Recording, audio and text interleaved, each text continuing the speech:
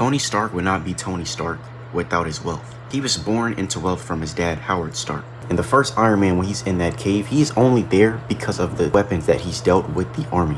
And he was only able to make those weapons from his advanced labs. The tech that he used came from military-grade contracts and high-level education. He wouldn't have all those if it wasn't for his family name and his money. I think a lot of people take the box of scraps line out of context. Box of scraps were pieces of his own tech already there. That suit in the cave, it didn't last long. Compare that suit to his best suits, the ones that actually function. Those suits were made in his labs. He has a whole Stark Tower. He has all those resources due to his money. If Tony made an invention and it didn't work, he's going to keep working on it and experimenting until he gets it right.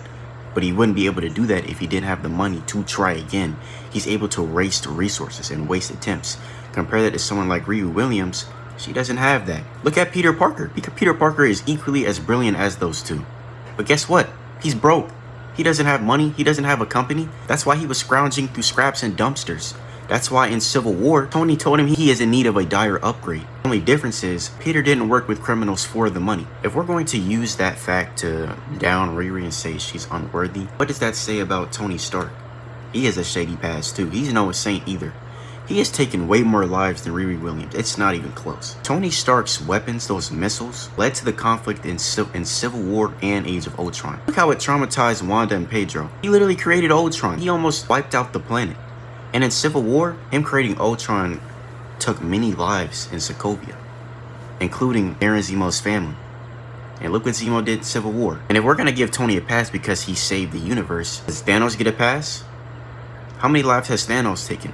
Look what he did to Gamora's home planet. Does he get a pass after he snap-tapped the universe? And for those 5 years on Earth experienced peace?